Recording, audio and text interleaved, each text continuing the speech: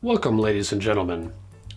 Today we'll be reviewing the Audio-Technica ATH-M50X Headphones. I hope you enjoy it.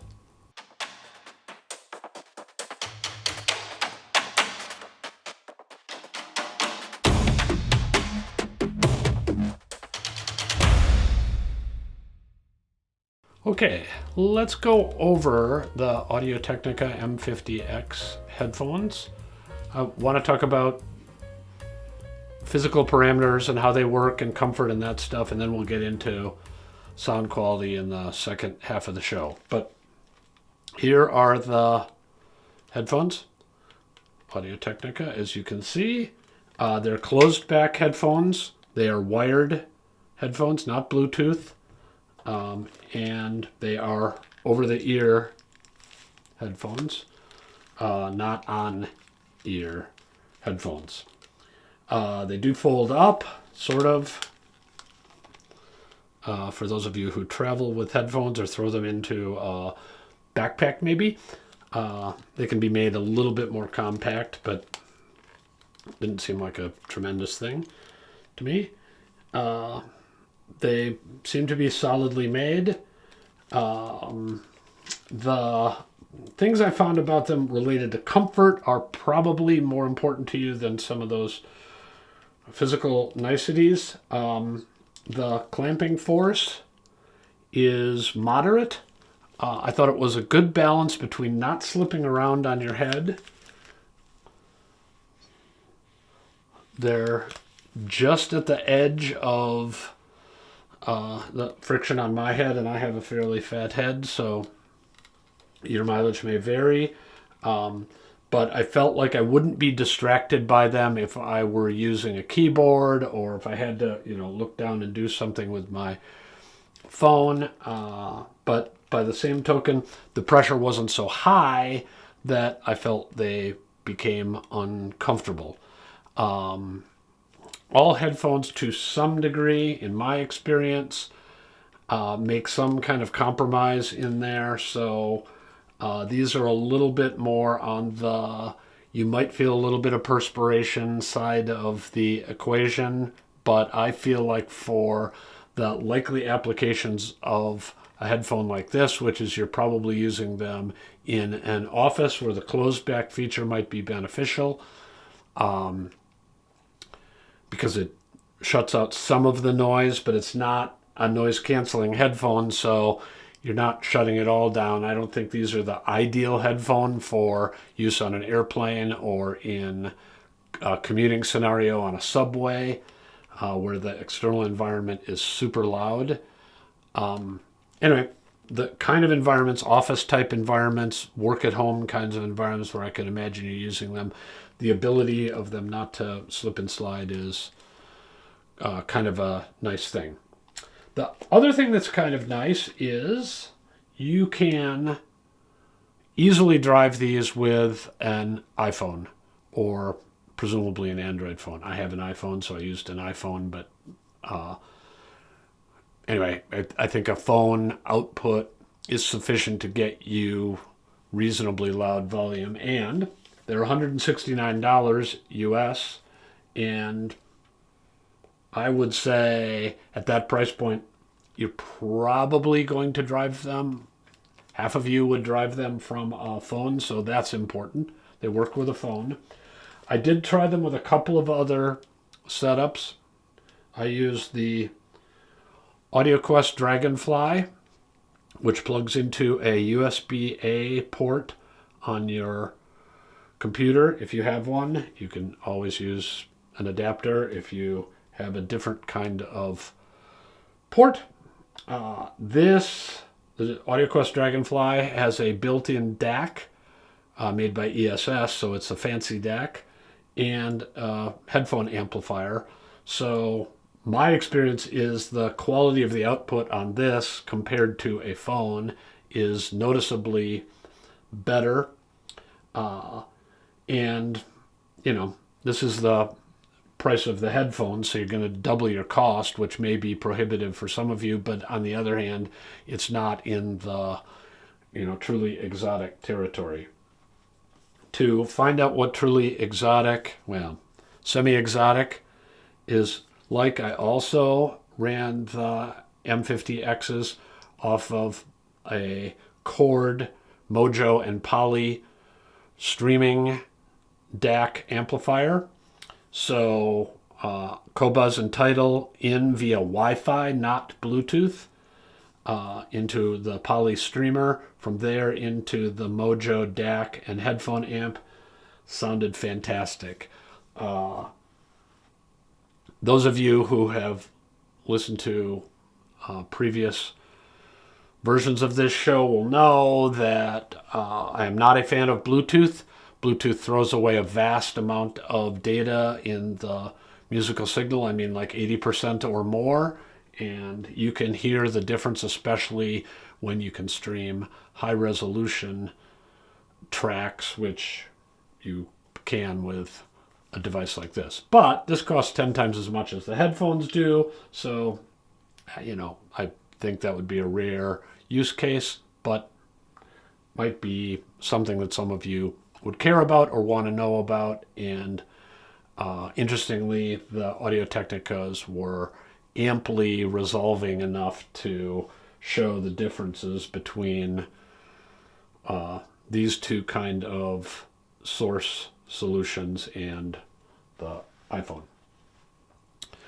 Okay, so that's kind of the physical parameters. Oh, I should mention that they're light. No headphone is an earbud, so they're not as light as earbuds, but these are not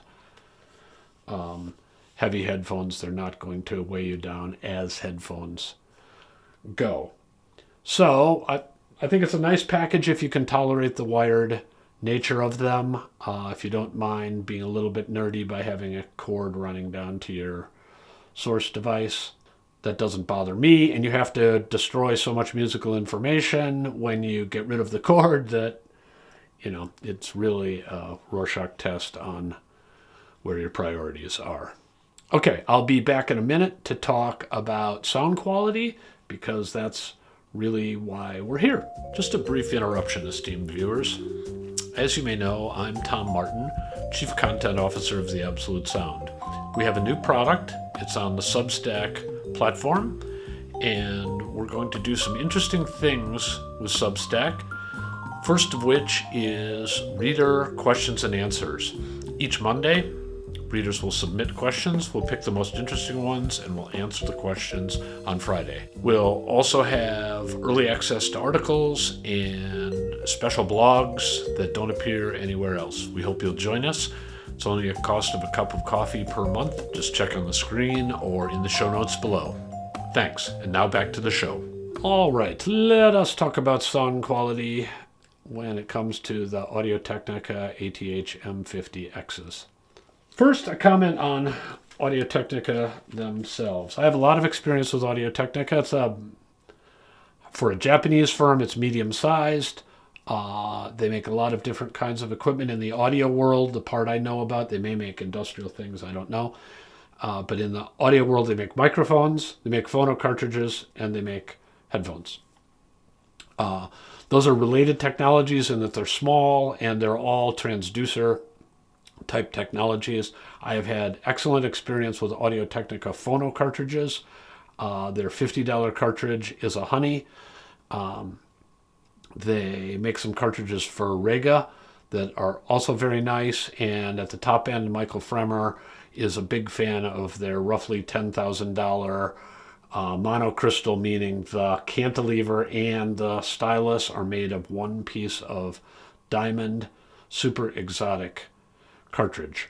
I also use their microphones for some of these recordings. Again, Audio-Technica is known for producing a very good microphone for the money, and that seems to be generally a theme with what Audio-Technica is doing.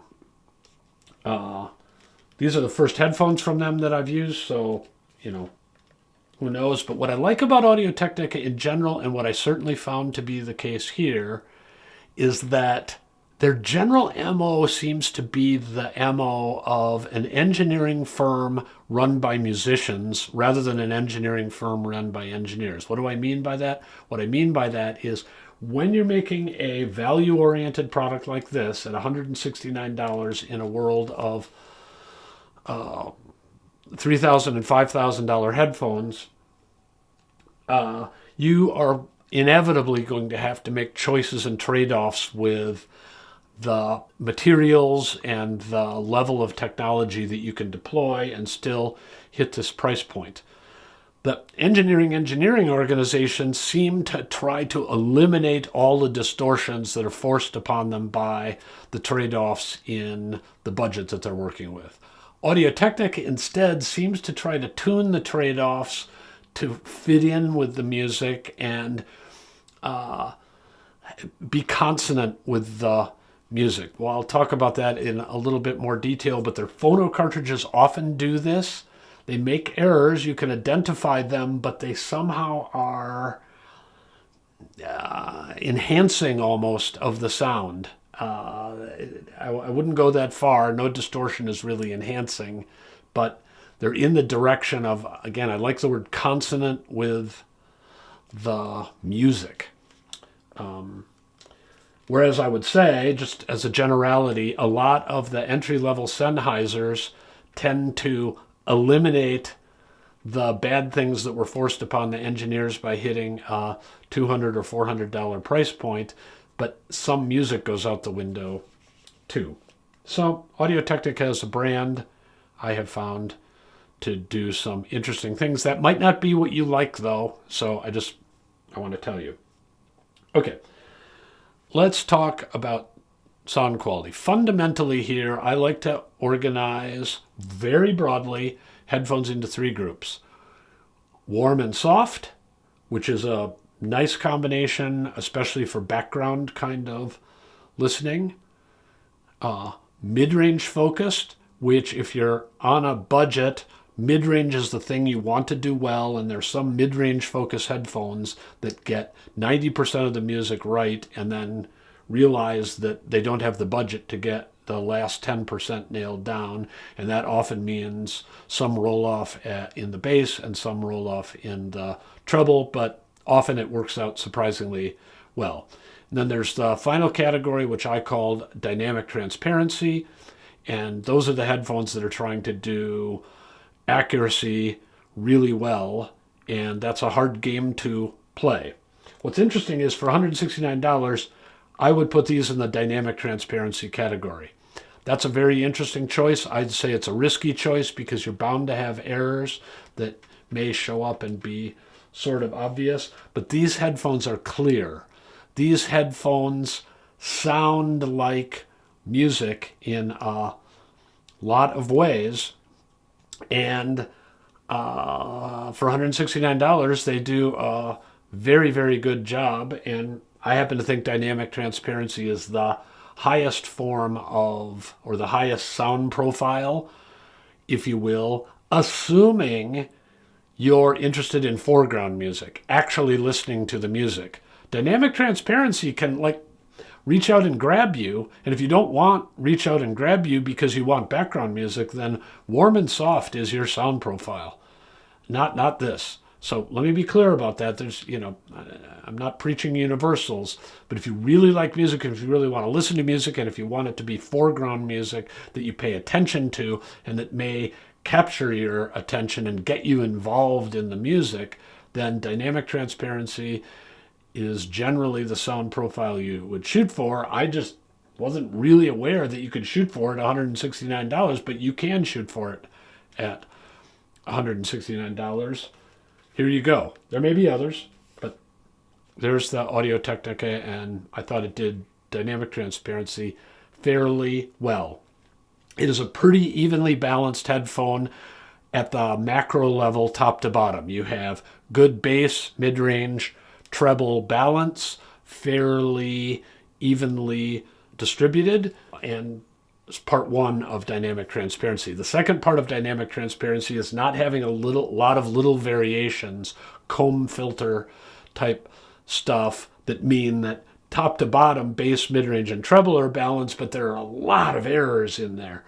This is a pretty smooth headphone, and so you don't have a lot of those little errors. I noted with the Sony 1000s that I felt like they had, I wouldn't say a comb filter, but they had a lot of ups and downs along the way, even though bass, mid-range, and treble were fairly balanced. This is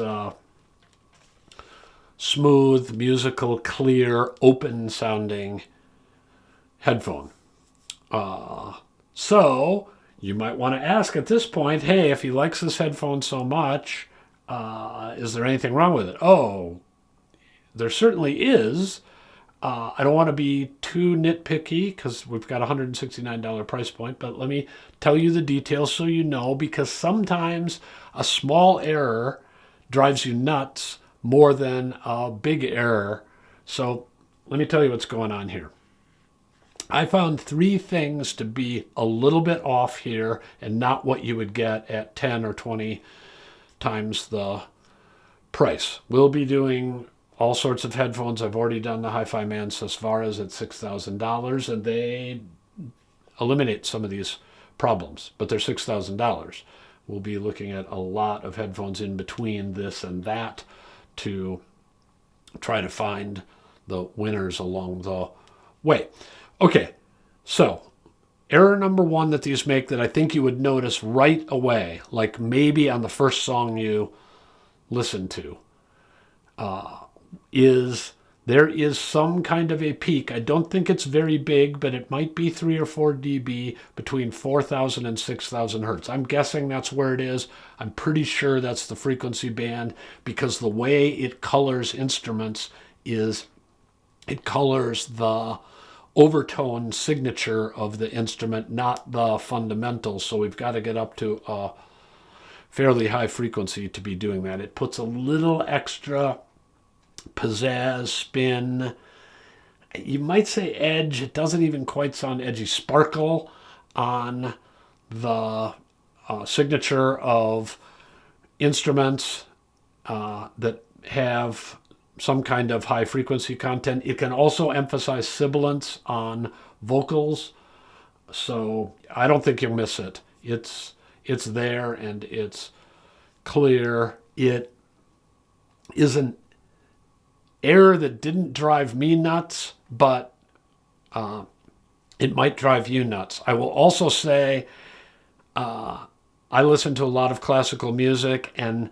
I might consider avoiding these headphones for classical music because the way it changes the timbre of violins in particular, but it would probably also be true of harpsichord. It should be true of piano. Strangely, it wasn't as obvious to me on piano. It's there, but it wasn't as obvious to me on piano, but it definitely colors string tone, and in a way that I think sounds somewhat obviously unnatural. On jazz and pop and rock, you can hear it, but it fits in better with that kind of music. And frankly, there are a lot of mix downs and mastering efforts in the pop world that kind of try to emphasize this frequency range. So it isn't as obviously an outlier as it is with violins, acoustical instruments recorded in a real space. Okay, so that's thing number 1, that 4,000 to 6,000 hertz, I believe, peak. The second thing is there is a small, smoothish depression in the, I think, 300 to 600 hertz range, lower mid-range and the very, very upper end of the bass range. That's where the fundamentals of a lot of instruments are, so it takes a little bit of body or warmth out of the music. Once I call your attention to it, I'm sure you'd hear it right away. It's not, because it's a subtractive distortion, not an additive distortion, it isn't the kind of thing that I think is going to drive you nuts. It's just there, and you might go like, wow, this sounds good, but not quite right. And, How much that bothers you depends on the kind of listening you do and how familiar you are with the sound of real instruments and probably even the kind of music you listen to. Okay, bass. Bass is a tricky one to talk about. I first want to emphasize the bass balance here I think is fine. On modern pop, which tends to have maybe even elevated bass, I thought the bass balance was very nice, not overblown, not turgid or just crazy, like some of those people who pull up next to you at a stoplight. But it was certainly punchy and balanced and had good, solid weight. So I think most of you would be happy with the bass. Those of you who want maximum bass no matter what, this is probably not your headphone, but I'm not your reviewer, so yeah, there you go.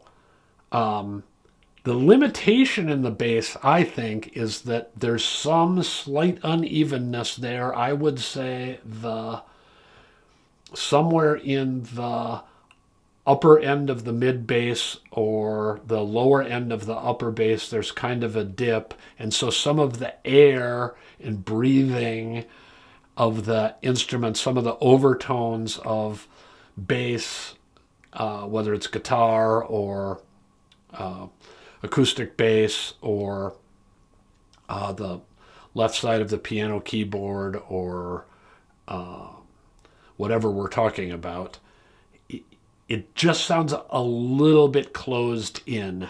That's, I like bass, so that's maybe something you wouldn't even notice. But if you really are used to going to concerts and listening to real instruments, you will notice that's something of a deviation. So those are the three errors I heard.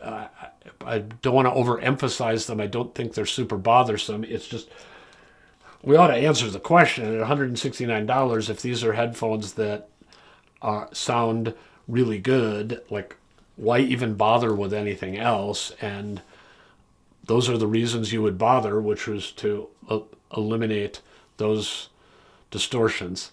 I also didn't feel like, even though I think this is a clear sounding headphone, this isn't the kind of headphone where I felt like the noise floor just went down to infinity and I could hear all of the space in the recording environment. If you listen to studio recorded albums, I don't know that that's even that big a deal, but if you listen to things that are trying to present sound on a sound stage in a kind of a real space, I mean, headphones aren't necessarily the right tool to get there, but you can hear it. And maybe because of the sources I was using, although Mojo is pretty good, this is not the absolutely most detail resolving headphone you'll ever find. I seriously doubt you'll notice that unless you do it by comparison to the stuff at 10 or 20 times the price. But there you go. I think music is valuable, and I would not have a problem budgeting more than this for a pair of headphones. You might, but I wouldn't. On the other hand, I just want to say it again. These are a really good deal. A lot of people like them, and I get why they like them. I don't think they are wrong. I think they have found a diamond in the rough, and I really enjoyed my time with the Audio-Technica ATH-M50Xs. I hope you've enjoyed this video. And if you have, please subscribe, click the notification button. We would also love it if you would go to the website and sign up for our newsletter, which sends you on a weekly basis new articles and videos that we're doing. And of course, you can subscribe to the magazine. We've been doing magazines for more than 30 years, and it's our flagship publication, and I think you might find it interesting. I hope you would. Stay tuned for a minute, and if you want, and I'll detail some of the music that I listen to just so you have an idea of the range. But if you're happy now with my coverage of the product. We hope to see you next time.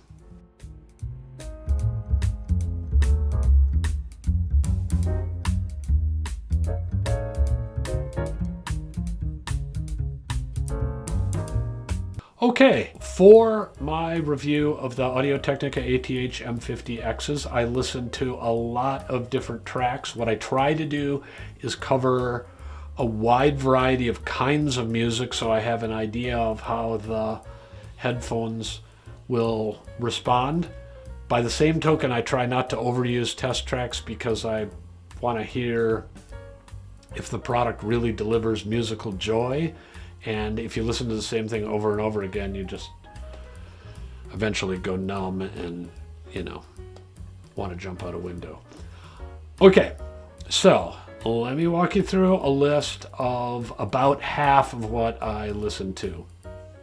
And these, I'm just going to give you the artists or composers so you can get an idea of the genres that I was operating in. Okay, so in no particular order: LCD Sound System, Lord, Beyonce, Black Keys, Alicia Keys, Keith Jarrett at the piano keyboard, just to keep all our keys, Billy Cobham, Shostakovich, Art Blakey and the Jazz Messengers, the Decemberists, Daft Punk, Jack White, Mozart, Donizetti, opera composer.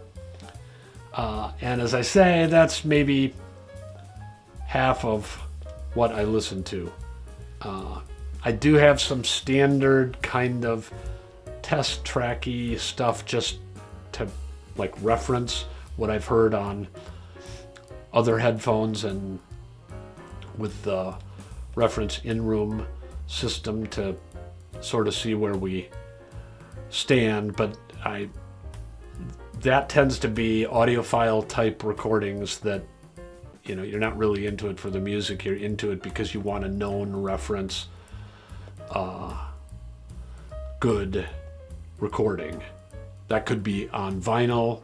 Some of the Sheffield direct-to-disc stuff falls in that category.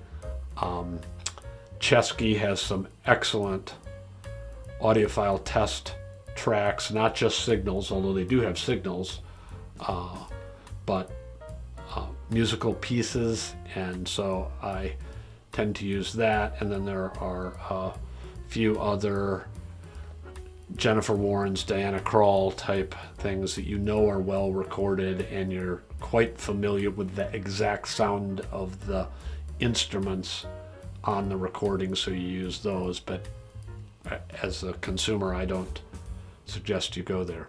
Anyway, I hope that was a reasonable amount of the waterfront to give you an idea of the kind of stuff I listen to on the Audio-Technica headphones. Again, thank you for watching. I hope you've enjoyed this.